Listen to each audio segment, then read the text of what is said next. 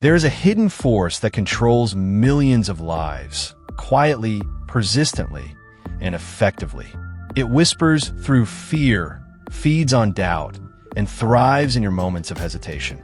Napoleon Hill, the legendary author of Think and Grow Rich, pulls back the curtain in one of his most controversial works, Outwitting the Devil.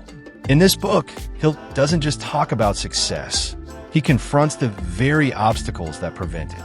Through a bold fictional conversation with the devil, he exposes the mental traps that keep people poor, distracted, and spiritually bankrupt. But this isn't a book about religion or superstition. It's a blueprint for freedom, mental, financial, and emotional. In this video, we're going deep into the mind of one of history's greatest thinkers. You'll uncover the tools to defeat fear, reclaim your focus, and escape the silent prison that holds most people back. This isn't just a summary. It's a wake-up call. Hill identifies the single greatest threat to human potential with one word: drifting. To drift is to move through life without direction, purpose, or intention. It's when you allow external forces like fear, routine, entertainment, or even other people's opinions to dictate your actions. Drifters don't think for themselves. They react, they procrastinate, they settle. And according to the devil in Hill's metaphorical interview, this is exactly how he controls 98% of humanity. Drifting is subtle. It feels like comfort. It disguises itself as safety. But in truth, it's the slow death of ambition. You stop questioning. You stop evolving. You let days slip into months and months into years without ever making a conscious decision about who you want to become. Hill's solution? Definite purpose. A clearly defined goal. Something that wakes you up with energy and pulls you forward even when things are difficult. Because once your life has direction, you become harder to influence, harder to control. You become dangerous to fear, resistant to manipulation, and impossible to own. This core isn't just a theory. It's a mirror. Ask yourself, are you choosing your path or drifting through someone else's? According to Hill's imagined dialogue, fear is not just an emotion. It is a weapon.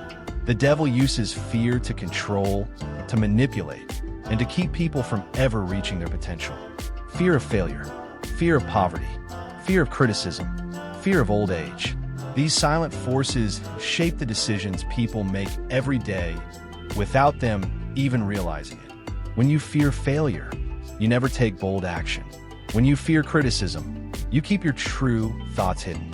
When you fear poverty, you settle for a job you hate just to feel safe.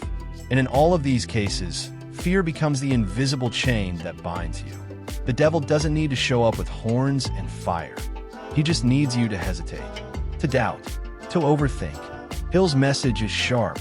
Fear thrives in passivity. The moment you face fear, speak its name, and move forward in spite of it, you begin to reclaim your power. The goal isn't to be fearless. It's to be courageous despite fear. Because only when you act in alignment with your deepest values, even in the face of fear, do you truly begin to outwit the devil. One of the most powerful metaphors in the book is the concept of drifting. A drifter is someone without direction, without clarity, without intention. They live reactively, not proactively. They consume without questioning. They follow routines without reflection. Their lives are shaped by external forces, media, culture, peers, rather than their own inner compass. The devil claims that most people are drifters. They wake up, go through the motions, stay busy, but never truly decide. They never define a purpose, never question their programming, never carve their own path. And that's exactly what the devil wants, because drifting leads to stagnation, and stagnation leads to control. But the antidote is sharp and simple: definiteness of purpose. It means choosing your path. It means making decisions rooted in self-awareness and vision. It means thinking independently, setting meaningful goals, and acting with relentless intention. When you stop drifting and start directing, the devil loses his grip, because power flows to those who are clear, decisive, and deeply committed to their own evolution.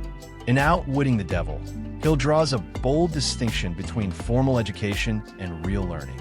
The devil claims that traditional schooling often produces obedient workers, not free thinkers. It teaches people what to think, not how to think. It fills minds with memorized facts, but leaves them unequipped to face the real challenges of life. According to the devil, the educational system is one of his most effective tools. It rewards conformity, punishes creativity, and standardizes thinking. Children are conditioned to obey, to seek approval, to fear failure, long before they ever enter the real world. And by the time they do, many have already lost their ability to think independently. But Hill's message is clear. True education begins when you take full responsibility for your own learning. When you read widely, ask deeper questions, and think critically about the world around you. When you develop your intuition and learn from experience, not just textbooks. When you study yourself, your fears, your values, your vision, and begin building a life that reflects them. Self-directed learning is an act of liberation. It demands curiosity, courage, and discipline. It's not about collecting information. It's about transformation. The most powerful minds are not the ones that hold the most facts, but the ones that question, synthesize, and act with clarity. If you want to escape the grip of the devil, stop waiting for someone else to teach you. Become your own teacher. Seek truth, apply what you learn, and never stop evolving. Fear is one of the devil's primary methods of control. In Outwitting the Devil, Hill describes fear as the most destructive force keeping people from living their best lives. The devil doesn't need to physically trap anyone because fear traps them in their own minds. Fear of failure, fear of criticism, fear of the unknown. It paralyzes people and keeps them from acting. The devil's trick is that he convinces individuals that their fears are valid, that they should be avoided at all costs.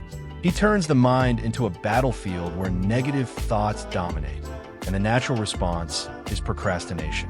Instead of taking action, people defer, delay, and hesitate. Fear convinces them they are not ready, they are not worthy, or that they don't have the skills to succeed. But the most successful individuals are those who learn to face their fears head-on. Hill teaches us that fear is a lie, the devil's biggest weapon to keep us small. Courage, on the other hand, is simply the willingness to act despite fear. Action, even small steps, is the antidote to procrastination and fear. The key to overcoming fear is not to eliminate it, because fear is part of being human, but to not let it control your decisions. Instead of waiting for the perfect moment or for fear to subside, take imperfect action. Fear diminishes with each action you take, and you begin to realize that what you feared was far less dangerous than you thought. In Hill's words, the devil's greatest victory is when a person chooses not to act due to fear and procrastination. The more you embrace courage and action, the less control fear will have over your life.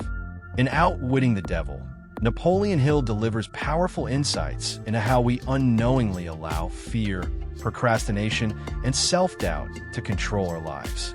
But the message is clear. We have the power to break free from these limitations. The devil, or the forces that try to hold us back, can only control us if we let them. By taking action, facing our fears, and choosing to live with purpose, we can reclaim our power and live the life we were meant to live. One of the most important lessons from Hill is the idea of definiteness of purpose. When we know exactly what we want, when we create a clear vision for our lives, it becomes nearly impossible for the devil to keep us distracted. It's time to stop letting fear or procrastination keep us stuck. It's time to step into our true potential. So, ask yourself, are you living the life you truly want, or are you being held back by fear and indecision? Start by identifying the fears that have kept you from taking action. Acknowledge them, and then move forward in spite of them. Every small step forward is a victory over the devil's influence. Remember, the devil can only win if you allow him to. The moment you choose action over fear, you begin to take back control of your life. Now, if this video has inspired you to make a change and take action, don't keep it to yourself. Share one action step you're committing to in the comments below. I'd love to hear about your breakthroughs and how you're going to outwit the devil in your life. If you found value in this video, give it a like, subscribe to our channel, and turn on notifications so you never miss an episode. Every week, we explore life-changing ideas from the world's greatest minds to help you live a life of freedom, success, and fulfillment. If you enjoyed this video, make sure to follow us for more insights on the principles of wealth. Like this video, leave your comment, and subscribe to stay updated with the latest content on how to unlock your true potential. Let's keep growing together.